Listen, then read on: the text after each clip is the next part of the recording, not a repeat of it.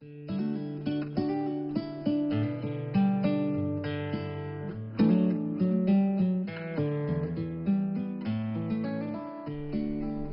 le matin et Aline est encore endormie.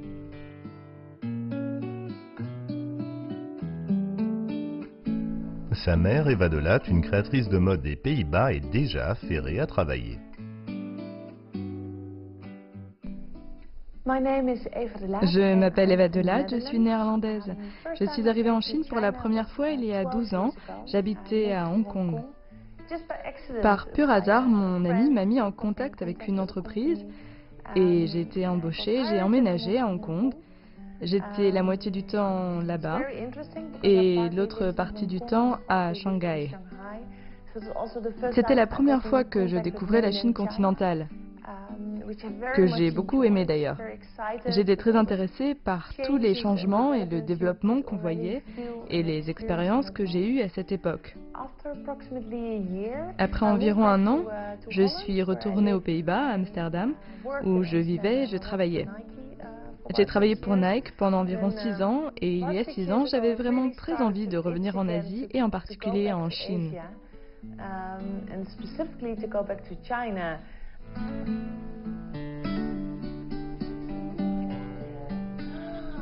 La priorité d'Eva chaque jour est de s'occuper d'Aline.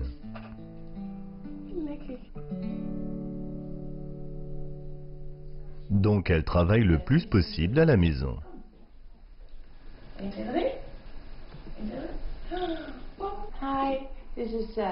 C'est Aline.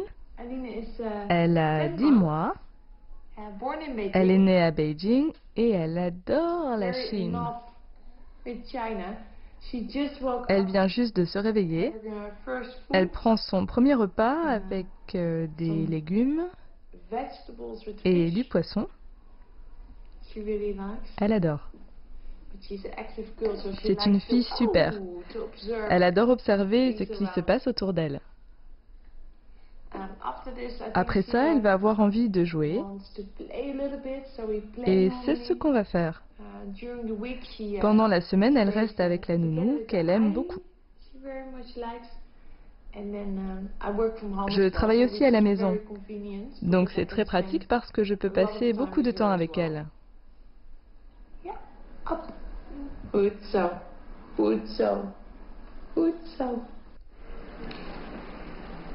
Eva est créatrice de mode. Elle a travaillé pour des marques mondialement connues. Depuis qu'elle est revenue en Chine, elle est vraiment tombée amoureuse de la culture chinoise où elle puise son inspiration.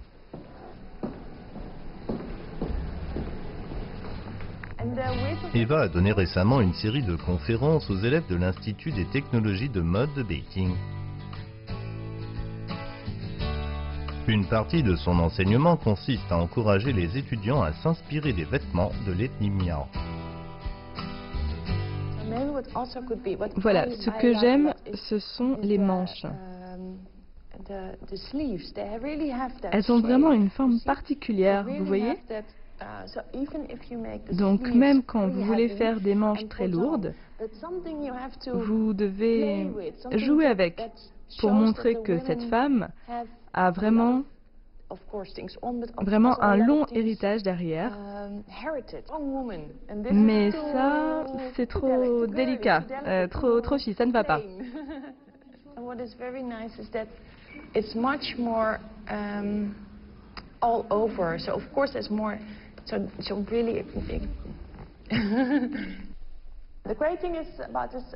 Ce que j'aime dans la collaboration entre l'Institut des technologies de mode de Beijing et la ville d'Amsterdam, c'est que le travail des étudiants va être présenté à 3 occasions. La première, ce sera bientôt pour les 55 ans de l'école à Beijing. La deuxième aura lieu au Today Art Museum à Beijing. Et la troisième, ce sera à Amsterdam. Nous sommes en train de chercher une salle. Donc ce sera vraiment une collaboration internationale où les enseignants des Pays-Bas seront impliqués dans l'organisation. Ils porteront certains vêtements des élèves et les collections seront présentées en Chine et aux Pays-Bas. Thick. Is that what is copy? Eva est la meilleure enseignante que j'ai jamais eue. Ça fait 3 mois qu'elle enseigne ici, mais sa façon de penser et son inspiration m'ont beaucoup touchée.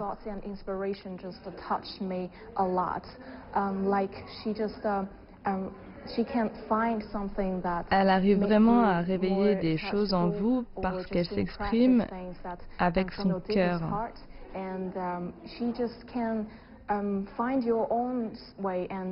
À sa façon, elle arrive à exprimer votre créativité mieux que vous. C'est plus sa façon de vivre qui m'impressionne. Nous avons toutes été influencés par son enseignement ici, je trouve. From her teaching and her class.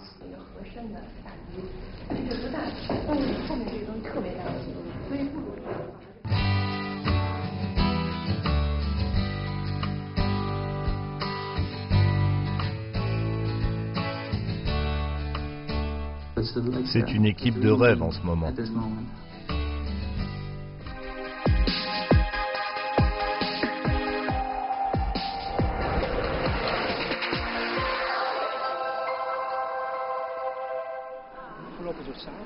Le mari d'Eva, Kamil Gelkens, est le PDG d'une entreprise à Beijing.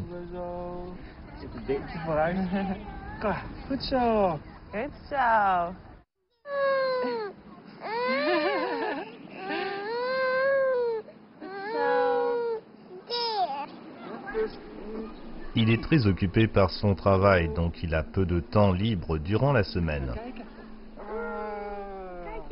Il adore les week-ends car il peut jouer avec Aline.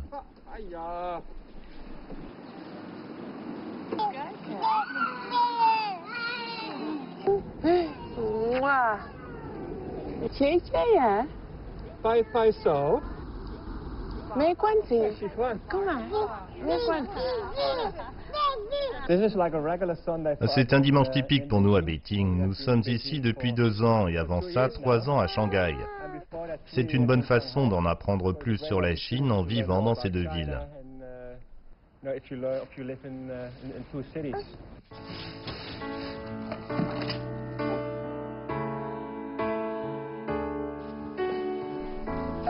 Le travail d'Eva nécessite beaucoup d'allers-retours entre Beijing et Shanghai. Et elle prend toujours Aline avec elle. En ayant d'abord vécu à Shanghai, il lui a fallu un temps d'adaptation à elle et à sa famille pour s'habituer à la capitale chinoise.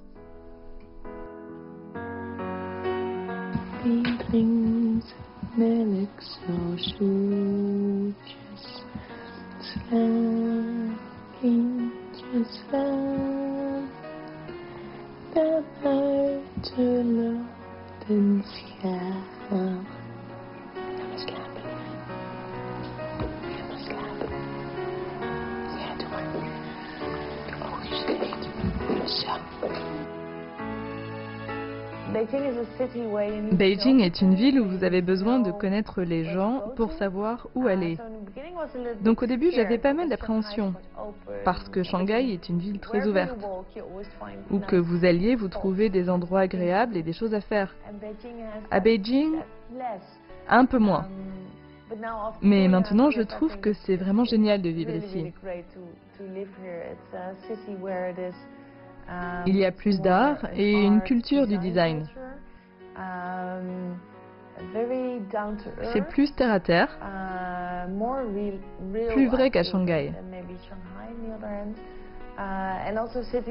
Et d'un point de vue professionnel, Beijing offre plus d'opportunités. Côté familial, il y a de jolies montagnes autour de la ville. On va souvent à des expositions artistiques en famille et on adore ça. Côté professionnel aussi, il y a des plateformes comme la Semaine du Design de Beijing et l'Institut des technologies de mode. Pour moi, c'est très intéressant de vivre et de travailler ici en ce moment.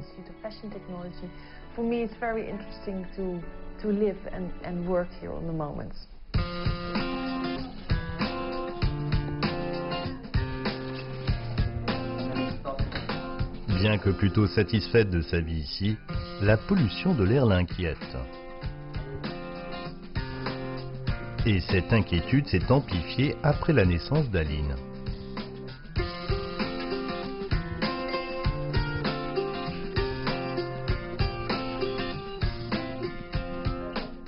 La pollution l'a poussé à présenter une exposition pendant la semaine du design de Beijing sur un projet unique réalisé en collaboration avec une équipe de créateurs, la combinaison écologique.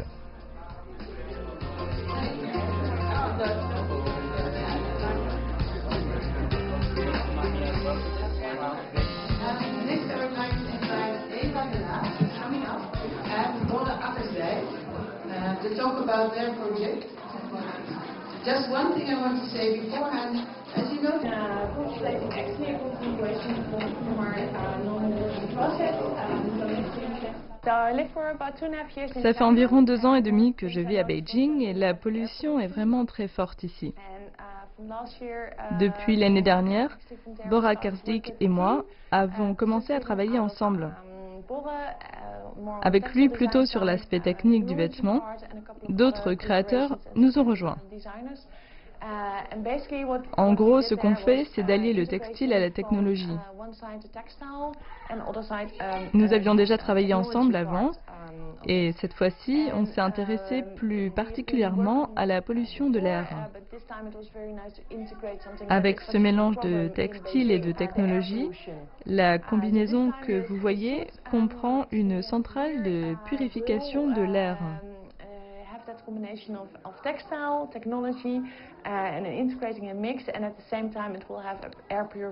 Car c'est vraiment un gros problème ici.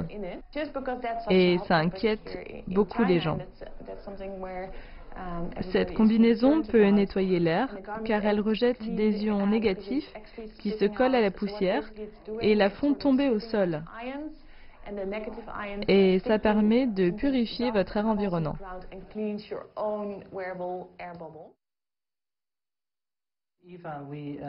Eva et moi avons travaillé cette année sur ce projet à plusieurs niveaux. On s'est penché en particulier sur la purification de l'air. Mais on travaille aussi sur la production et le développement de nouveaux vêtements en tricot. Voici un exemple de vêtements que nous faisons, mais on travaille aussi sur d'autres vêtements pour d'autres marques. Son niveau de connaissance sur l'industrie textile ici est tellement élevé que je ne peux qu'apprendre d'elle. J'apporte juste de l'innovation sur les technologies textiles. Donc en ce moment, c'est une équipe de rêve.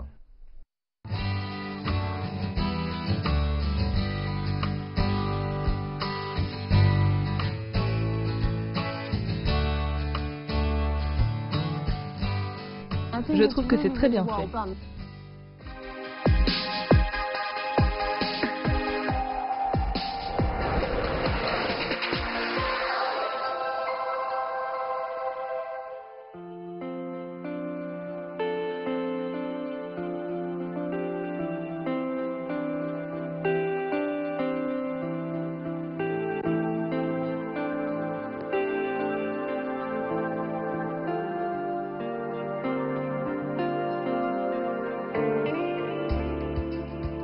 La petite Aline a déjà vu beaucoup d'expositions avec ses parents.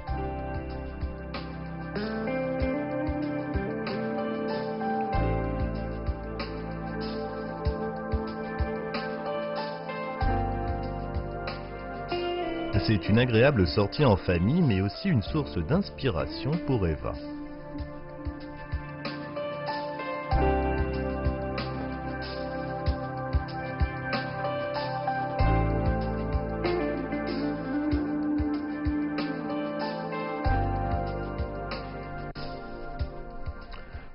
Nous venons de voir l'exposition, c'est incroyable de voir comment les artistes utilisent différentes perspectives et différentes couleurs. On adore faire ça le week-end, c'est vraiment inspirant de voir que les jeunes artistes, parfois étrangers, mais aussi dans la plupart des cas chinois, font ici. C'est très utile pour ton travail et c'est très inspirant pour moi aussi parce que quand vous allez à des expositions comme celle-ci, ça vous sort de votre monde, ça vous projette dans un autre, ça ouvre de nouvelles perspectives et je trouve ça génial. Ce que j'adore à Beijing, c'est que vous trouvez plein d'endroits pour aller voir des expositions, et pas seulement dans les galeries d'art commercial, mais il y a aussi de très beaux musées comme celui-ci, il y a tellement de jolies choses à voir.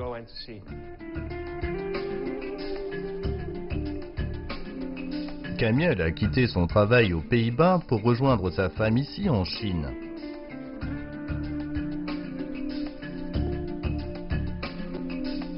Et il n'a jamais regretté sa décision.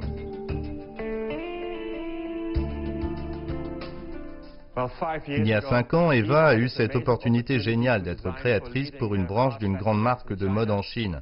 Et je me suis dit que c'était une opportunité qu'elle devait saisir. Au début, j'ai essayé de composer avec mon travail aux Pays-Bas, mais après 6 mois, c'était trop fatigant de me rendre tous les mois en Chine. Donc j'ai rejoint Eva il y a 5 ans. Et c'est incroyable de voir à quelle vitesse sa carrière s'est développée dans ce laps de temps. On m'a aussi offert pas mal d'opportunités. Je suis venu au bon moment. Aujourd'hui, je suis le PDG de Skuten China. Mon but est d'explorer les opportunités dans toute l'Asie et la région Pacifique avec des multinationales.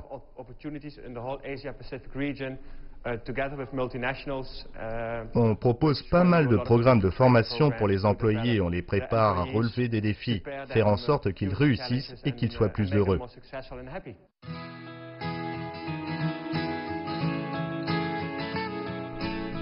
Eva vit à Beijing depuis ces 2 dernières années.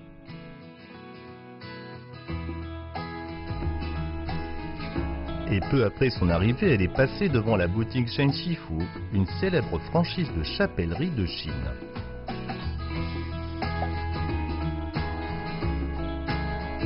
Cette rencontre fortuite l'a conduite à une longue collaboration.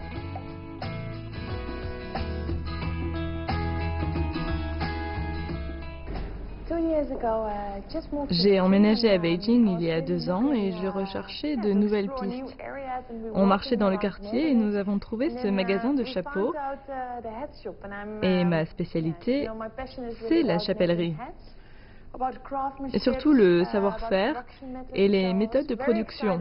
Donc j'étais ravie d'avoir découvert cet endroit et aussi le très beau musée ainsi que la fabrique derrière. C'était passionnant. Notre collaboration à la base est surtout centrée sur la production. Nous cherchions à savoir si nous pouvions produire ensemble et en apprendre davantage sur le savoir-faire et les méthodes de production de la chapellerie en Chine. Et très vite, la collaboration s'est étendue. Nous avons fini par créer des choses ensemble et avons travaillé sur plusieurs collections en nous demandant ce qu'était vraiment la production en Chine et plus particulièrement la production de chapeaux, quel est l'héritage du passé. Et ce musée pour moi est très intéressant parce que c'est très inspirant. Ça donne plein de nouvelles idées.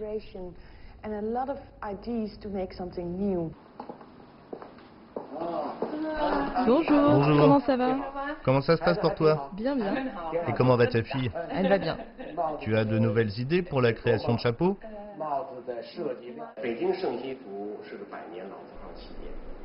Shen Shifu est une marque célèbre et centenaire.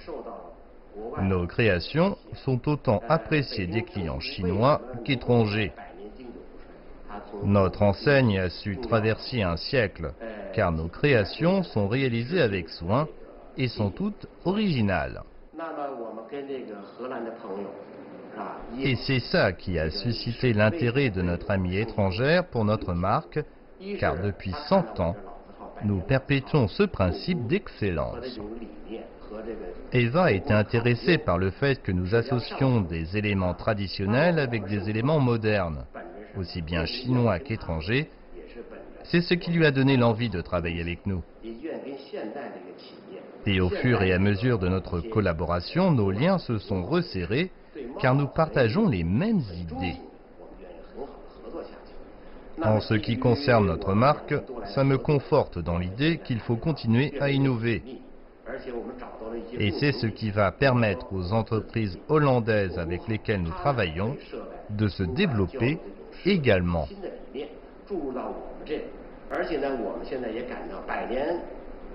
C'est une relation gagnant-gagnant. C'est ce que nous cherchons à développer.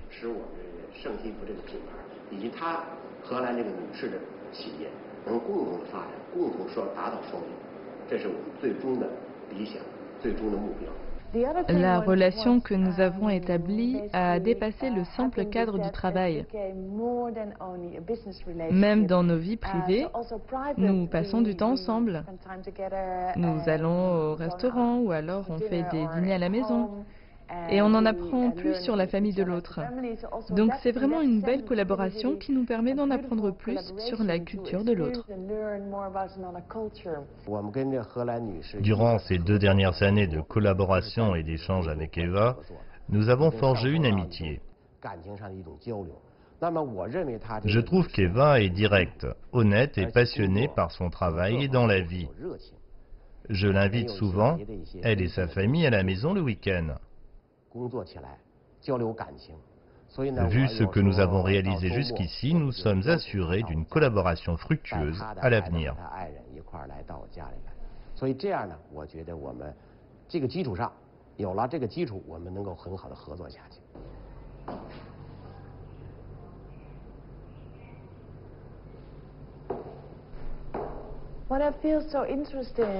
Ce qui est pour moi très intéressant dans un musée comme celui-ci, c'est qu'il y a beaucoup d'éléments à partir desquels vous pouvez vous inspirer. Ce chapeau, par exemple, a été réalisé d'après un savoir-faire courant au nord du pays. C'est une réplique du chapeau qui avait été porté par Mao Zedong lui-même. Et pour moi, c'est très inspirant parce que c'est un modèle iconique et réalisé par des mains de maître.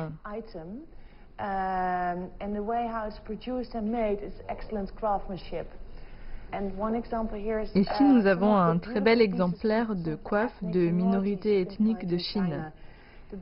Elles sont surtout portées lors de grandes occasions. Les formes, les techniques et tous les détails dans la broderie sont absolument magnifiques.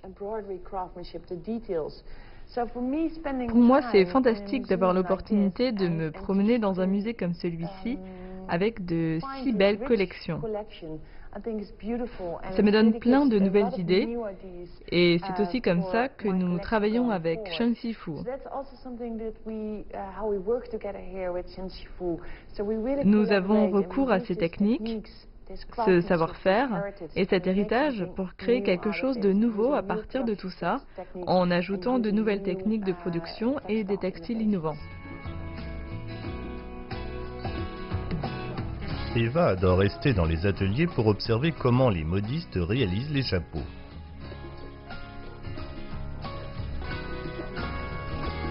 Elle est fascinée par leur savoir-faire. Tous mes chapeaux sont produits ici dans cet atelier. J'adore venir ici car c'est bien de voir la fabrication ou juste observer ce qui se passe. J'adore ça parce que ça rend vraiment votre collaboration unique et ça permet d'améliorer les techniques de production. On se demande si ça marche bien, est-ce qu'on progresse, est-ce qu'on a besoin de changer quelque chose ou de faire d'autres finitions. C'est très inspirant, j'essaie de venir ici aussi souvent que possible.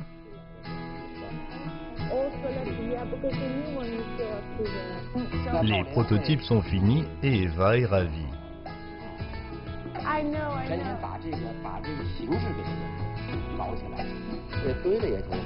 C'est d'une qualité hors pair.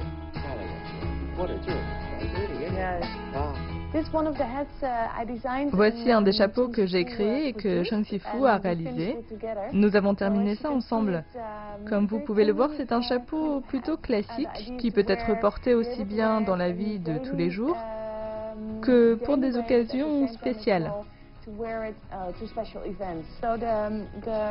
Je l'ai créé de façon à ce qu'il synthétise différentes techniques en y ajoutant une touche personnelle. J'ai utilisé une chose en particulier que j'avais trouvée il y a quelques années. J'adore aller dans les marchés aux puces et farfouiner dans différentes boutiques pour dénicher de jolis ornements qui, ajoutés au chapeau, les rendent vraiment spéciaux. 合它的这种色泽，还有它的这些面料都。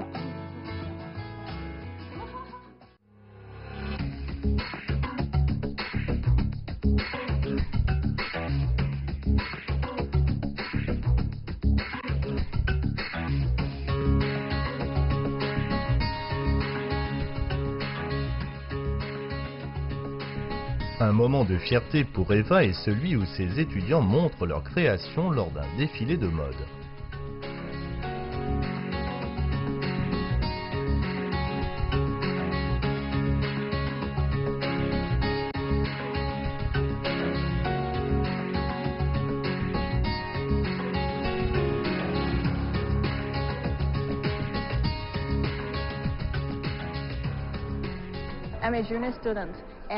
Je suis une jeune étudiante. C'est la première fois que je présente mon travail à un défilé de mode. Pour le tissu, je me suis inspirée de l'art artisanal de l'ethnie Miao. Ça ne ressemblait pas à ça la première fois que j'ai dessiné la robe. Eva m'a proposé d'utiliser un autre tissu plus moderne et plus mode et j'ai choisi celui-là et ça rendait bien pendant le défilé d'aujourd'hui. C'était vraiment un événement super et émouvant. Merci. Aujourd'hui, ici, nous voyons le travail final des élèves et je suis très fière de voir toutes ces idées originales, la recherche et les concepts des produits finis. En voyant ce défilé, je me dis que ça a vraiment été bien fait dans un laps de temps aussi court. Les élèves ont vraiment réussi à réadapter le style des Miao aux matières d'aujourd'hui. Par exemple, vous voyez ce que j'ai montré au début, et ça c'est le résultat final. Les élèves ont travaillé sur différentes techniques de broderie, utilisé les couleurs des Miao pour ces broderies, et ils ont fait preuve de créativité avec les tissus. Je trouve que c'est un bon exemple du mélange entre histoire et modernité.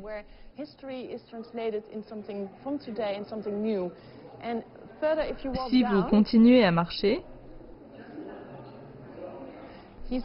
vous trouverez beaucoup d'autres exemples qui ont chacun des éléments et des formes différentes.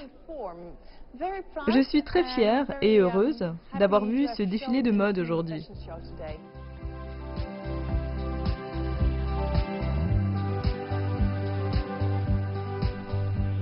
Eva est heureuse d'avoir pu aider les jeunes créateurs à développer leur talent.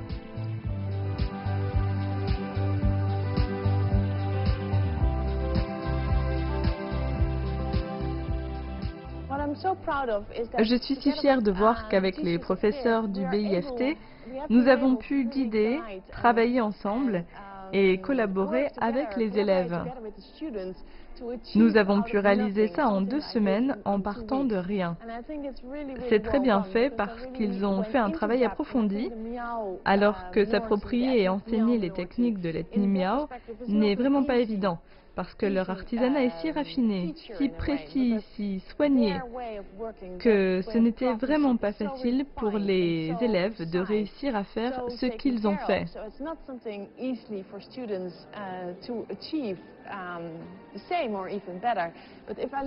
Mais après avoir vu tous les modèles d'aujourd'hui, je suis vraiment très fière de leur création.